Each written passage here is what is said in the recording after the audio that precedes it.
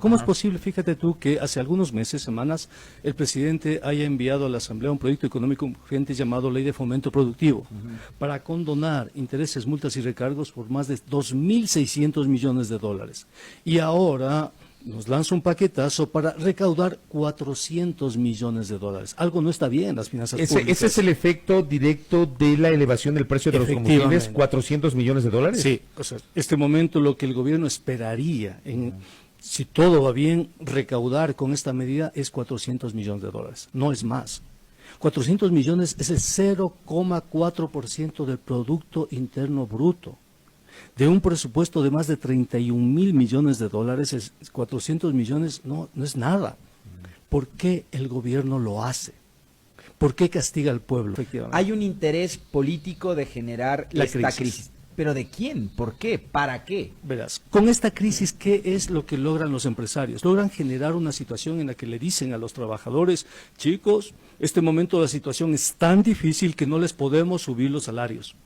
Y eso lo está diciendo el presidente de las cámaras. Ayer ya le dijeron en la mañana. Ese Claro. es otro evento que ocurrió el día de ayer, que Entonces, se trató pro forma, se anunciaron medidas, y en la mañana, digamos, como abre boca, los empresarios dijeron, no se van a subir los salarios. Es clarísimo. Te están generando un ambiente donde te dicen, la situación es insostenible, como la situación es insostenible, el anterior gobierno, sea cual haya sido, el anterior gobierno hizo malas cosas, y ya van 2 años, hizo malas cosas y en consecuencia no podemos subir salarios. Lo están diciendo las cámaras. Entonces es un recurso político. 1, 2. La situación es insostenible, tenemos una crisis que nos desborda, por lo tanto tenemos que privatizar la infraestructura pública. Y tenemos ahí una cuenta de $1.000 millones en la Proforma para privatizaciones y no sabemos qué es lo que van a privatizar, cómo van a privatizar, bajo qué mecanismos jurídicos, políticos, institucionales, pero ya lo tienes ahí, ¿no? Y tercero, le pones contra las cuerdas al gobierno de Lenín Moreno y le amenazas con la crisis de gobernabilidad y los supuestos cambios que se podrían dar producto de esa crisis de gobernabilidad. Entonces, esta es una estrategia que viene de las cámaras. Recuerda que el ministro de Economía fue dirigente de las cámaras. Es para asustarle a la gente, es para decirle que la situación está muy mal y no subir los salarios, llevarse la infraestructura pública, generar crisis de gobernabilidad, posicionar de pronto a Nebot como recambio en el poder. O sea, esto es absolutamente dirigido. Pero vamos a lo de fondo. ¿Había que revisar o no los subsidios en algún momento? Ya. Si hay que revisar los subsidios, entonces primero revisa el subsidio a los grandes empresarios, pues.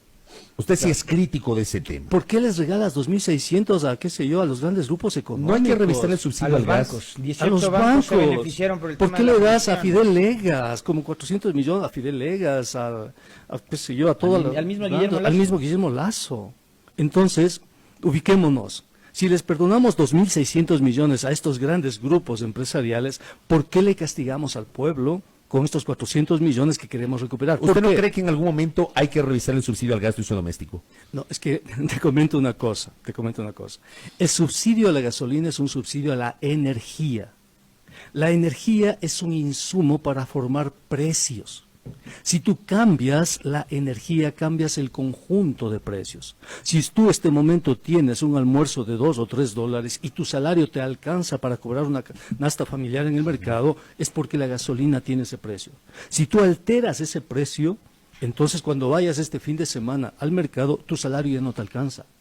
Los pasajes que tienes que pagar, qué sé yo, cuando vayas a Perucho, Chávez Pamba, etcétera, ya no te alcanzan, porque te van a cobrar mucho más. Los fletes que hacen del campo a la ciudad, los fletes que hacen de costa a la sierra, a la Amazonía, se multiplican. Las cadenas de intermediación aprovechan eso para maximizar su beneficio. Tu capacidad adquisitiva desciende. Eso pasa en la economía. Nosotros los llamamos efectos multiplicadores de la economía.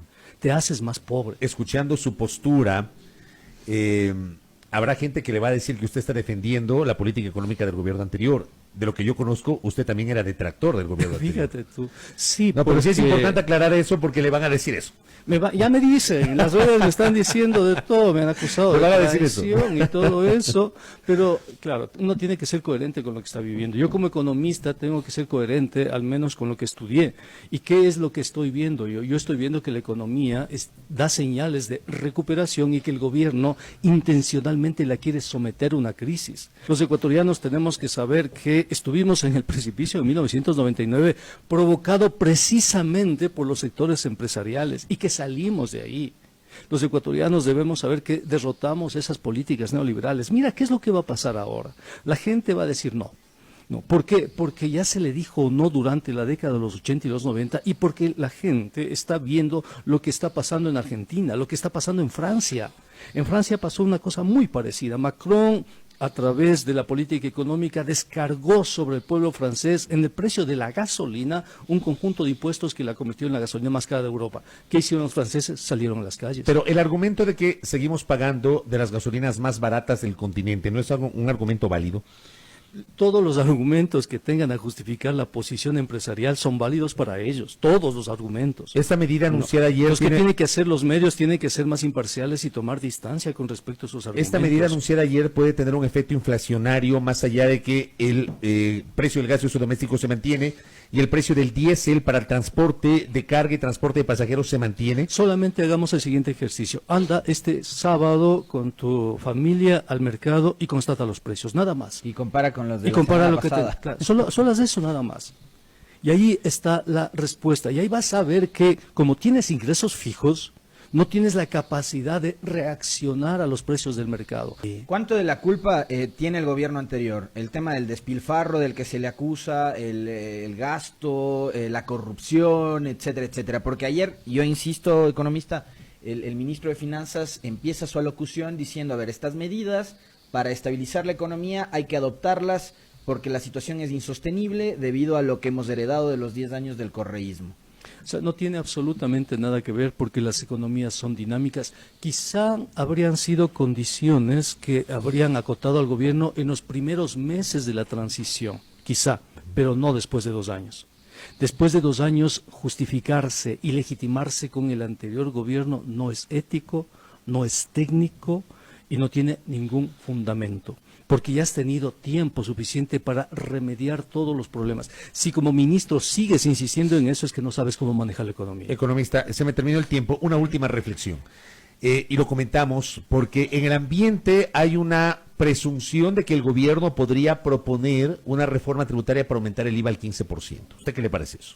Sería terrible, sería ya las condiciones para firmar un acuerdo con el Fondo Monetario Internacional, sería someterle más a una recesión económica. Yo sostengo que no hay ambiente político para eso, porque además se necesitan votos en la Asamblea. Es que ellos necesitan eso, necesitan crear un ambiente de incertidumbre, de inestabilidad, para posicionar la tesis, por ejemplo, de que no es conveniente ahora subir los salarios, tienen que subir los salarios tienen que en este momento alcanzar la pérdida de la capacidad adquisitiva. Los trabajadores en este momento tienen la pelota en su cancha y tienen que luchar por incrementos salariales fuertes, contundentes. Es decir, no hay que dejarles a estos grupos de poder que hagan lo que les da la gana y decirle a Lenín Moreno que esta vez no le vamos a dejar pasar. Que se ubique. Economista. La gente lo votó para que haya una política social, no para que esté en beneficio de los empresarios y los social cristianos. Si no habríamos votado por Nebot o por Lazo, ¿no?